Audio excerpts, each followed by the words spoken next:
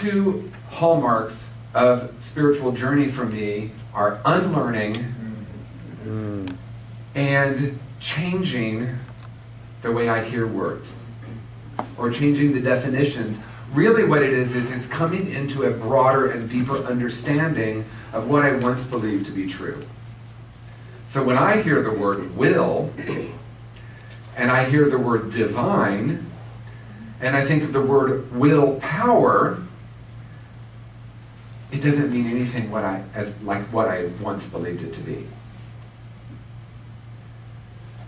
So in this conversation of divine will, I used to believe or experience that to mean that there was some divine being up there that had a specific will for my life. How many were taught that? I know there were some people that grew up in Unity here. And if I could just surrender to this God up there, I could be happy. Or I don't even know if happiness was even in the equation. I could be saved, right? I could be, see, because I was taught, and this is a fascinating thing, I did not grow up in a household or a religion that was teaching me that, but I picked that up in collective consciousness. There was something inherently wrong or small about me, and there was some powerful being up there that had an idea of what I was supposed to be or should be doing. I remember at a very early age picturing some God in the sky with this pad of paper. I remember feeling this as a very little kid with a good column and a bad column with little slash marks. Where did I get that? And I remember thinking at a very, very early age, I think I'm in trouble here. Now for a little beautiful child to believe somehow that there's a God up there keeping score and I was falling short, to me today holds a lot of sadness. But consciously or unconsciously, that's at least part of collective consciousness that has created that paradigm of a way of thinking that keeps us incredibly limited. What if this divinity that we're talking about isn't out there, it's in here? And more accurately, it's out there and in here. And that it's only my mind or my thinking that believes somehow I'm separate from that. And even in New Thought, we still use language that tells us it's out there. When we say God's love, right?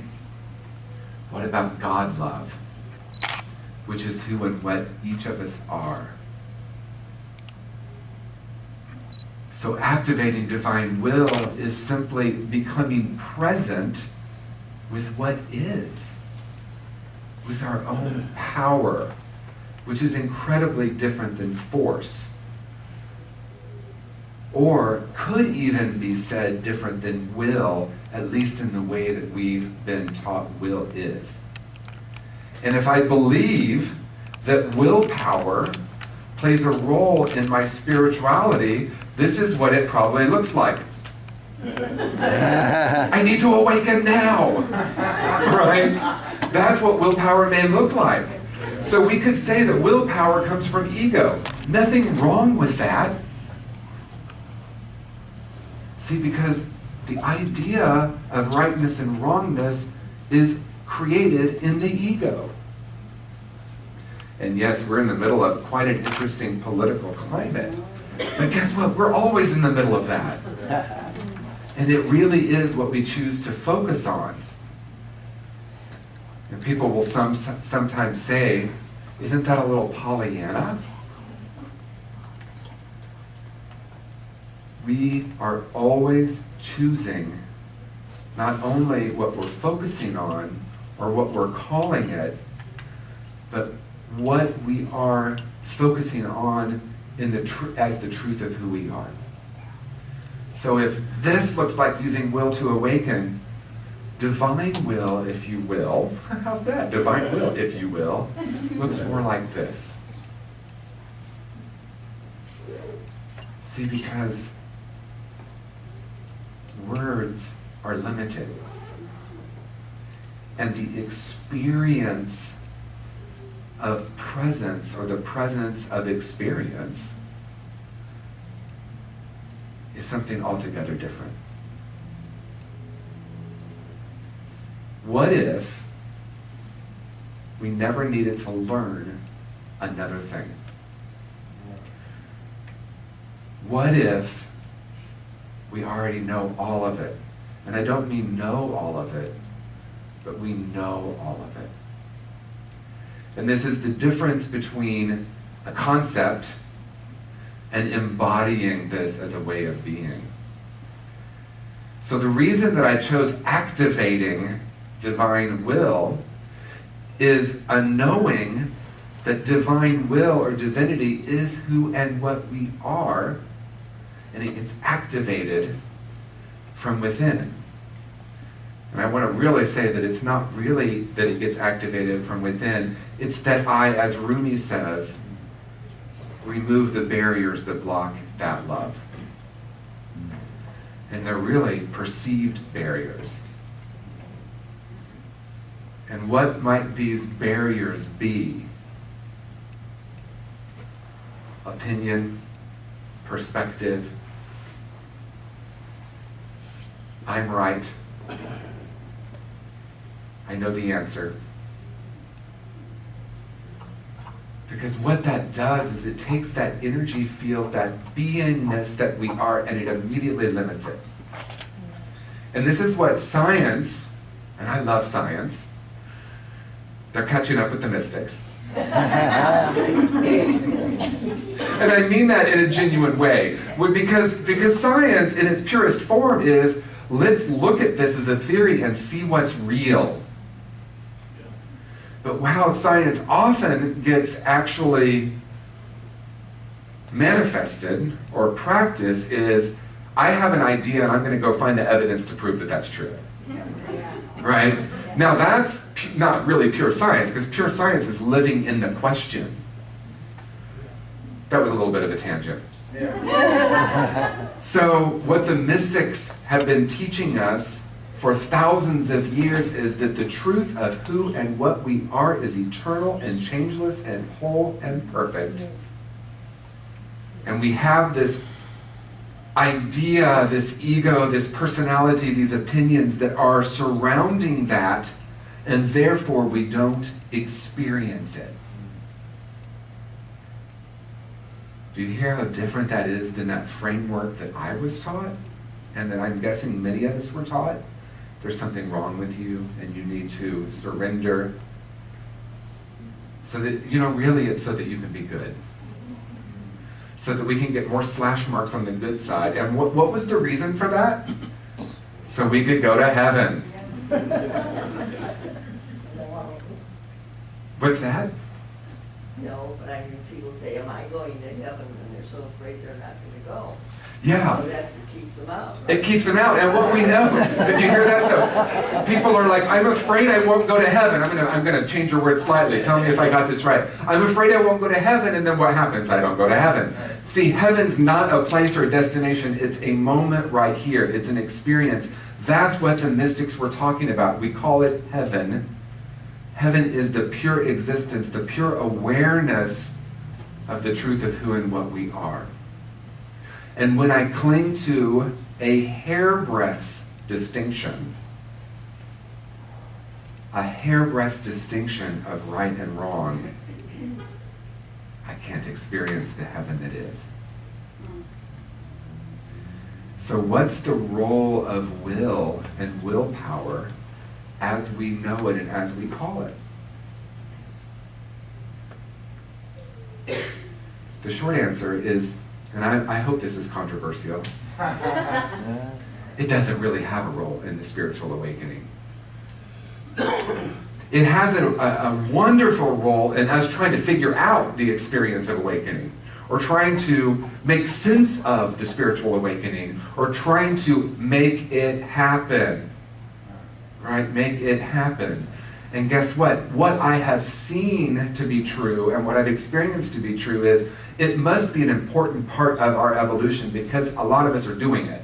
And a lot of us are teaching it. And then there's that moment right? Then there's that moment. A brief glimpse into reality. And I can feel in this room, every time I'm here with your community, that we know what I'm speaking of. See, that's not a teaching. That's a resonance. Because when we tap into something that is ultimately true, we feel it in our body.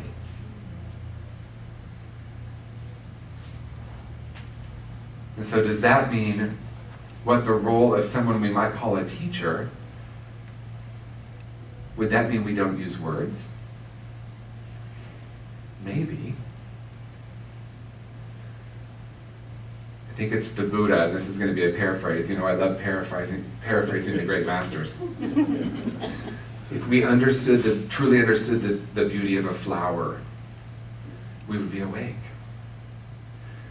The world is a miraculous place. All we have to do is let go of everything we've ever believed. Decide that we no longer need opinions. And become like little children, and that really is it. See, little children come into this world knowing that, until we teach them to forget. And how do we teach them to forget? Will. We use our will over them. So here's the tricky part. If we take this beautiful baby that's born whole and perfect and leave them alone, what happens? They die. So there must be some role in this ego world, this thing we call humanity. So what this baby really needs in order to survive, and as I'm saying this, I want you to imagine either a child in your life or your child that's in your life. What they need is love and connection. More accurately, what they're hungry for is us reflecting that which they know.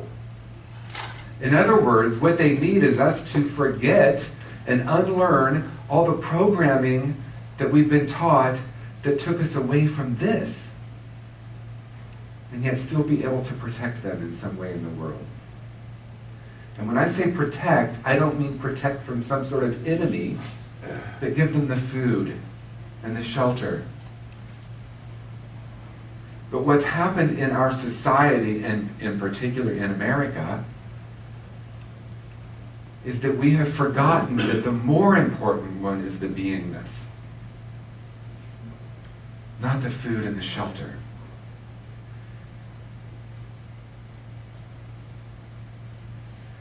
So here we are, wherever we are in our life's journey, whether we're 15 or 1500. I know one day we're going to live to be like a lot older than we are now, because that keeps happening, right?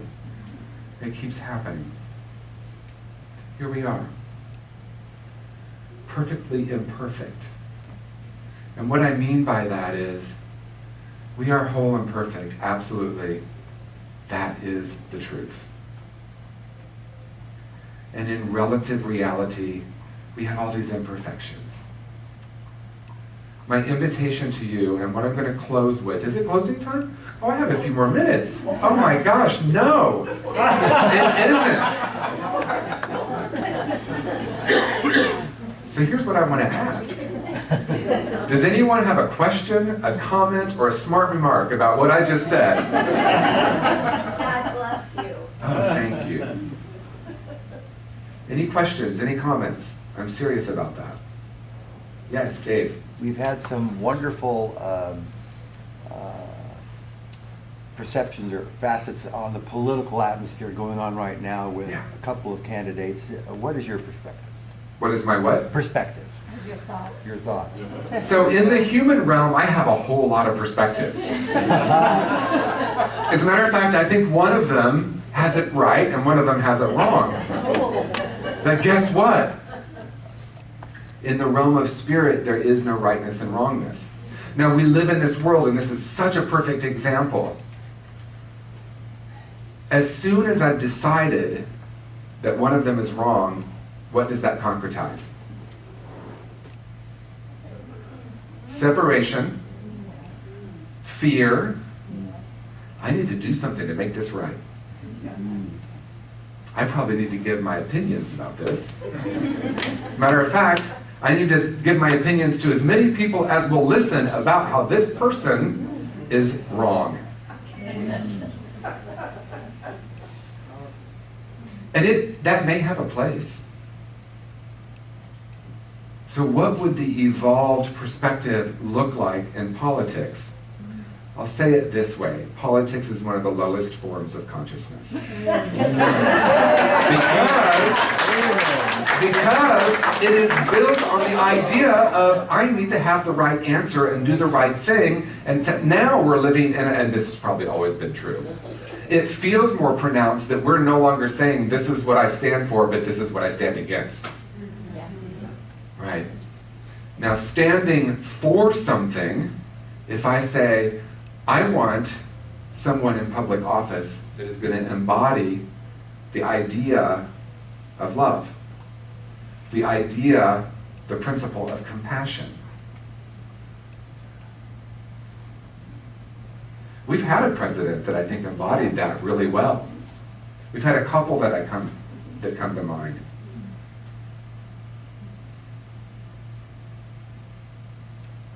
At some point, we, America, will have to own what we've been doing in the world. Right? At some point we will. Yeah. Because that's what happens in our own individual spiritual journeys. Right? I can't experience my own divinity as long as I'm holding on to the rightness and wrongness and the harm that I've caused in the world. Now, at a deeper level, there's nothing to forgive ever. That's the conversation we've been in, right? Because in the mystical realm, nothing needs to change in order for me to experience peace. So here's the thing with the political environment, if you will. There's no solution there, ultimately. And we can play in that arena in whatever way we're called. We can go vote our conscience or not. I'm of the belief that it will probably help in relative reality if we all vote our conscience. But here's the thing, true freedom lies in not having that hairbreadth distinction. True freedom. True freedom is absolutely knowing completely, not knowing, but knowing that we're already that. There is no enemy except for in my ego. So people will often say to me, well, how do we live that? Moment by moment by moment. If I notice my mind, or when I notice my mind, having perspective, I can return to that center. Because what happens in the, because what I was hoping for, I'm going to say what I was hoping for. I was hoping that I would do these teachings a certain way, I would do the affirmations in a certain way, and I would have this awakening experience, and I would no longer have my human reality. I would no longer have a mind or a perspective. I would always be in bliss. Doesn't it sound good? It sounds so rich and so wonderful. Well, guess what? It is true that we can live in that bliss, but it doesn't, at least at my level of awareness or my level of evolution, it doesn't mean that I no longer have perspectives. What it means is that I no longer believe that that's the truth. In other words, I can witness that as pure consciousness. The witness, I am the witness that sees that. As Eckhart Tolle says, what a liberation to realize I'm not the voice in my head. Who am I then? The one who sees that. So I know at Unity we talk a lot about perspective and how perspective influences our life. And it's true on one level. And then there's this other level of beingness where we land in a place, rediscover, or have the great remembering of this place that's beyond perspective. And see, from there, there's nothing that I need to manifest. And of course, what we know, the paradox is that when I arrive there, the outside world seems to start lining up. All of a sudden, I'm living the life of my dreams, both internally and externally. And if that shifts in outer reality, I have a choice to return to this greater reality. So people will often ask me then, well, then should we not have opinions or perspective? And my answer is, do you want to be free? Do I want to be free? Do I want to experience the freedom that I am? Now, we all have different programming, and this really is what I'm going to close with. We all have different programming, if you will, or life experiences. Some of us have more, as Eckhart Tolle, I'm on him for some reason today, have denser pain bodies. You know, if someone comes into our world and born African American, for example, like my dear friend who was born in the South, I don't know how old she is because I never ask a woman's age, but I know she grew up in a time where she was told to not be on the sidewalk if a white person walks toward her. I don't know what that experience is like, and it would be arrogant for me to say I do. What I do know is, whatever our life experience is, we both honor it, we want to honor that experience, and also recognize that each of us have things to unlearn so that we can return to that greater reality. Right? That greater truth that is beyond appearance. The invisible realm, as we talked about last time I was here, and the visible realm. In the visible realm, all of this does exist, and we have to work through it, and we go to therapy, and we go to the workshops.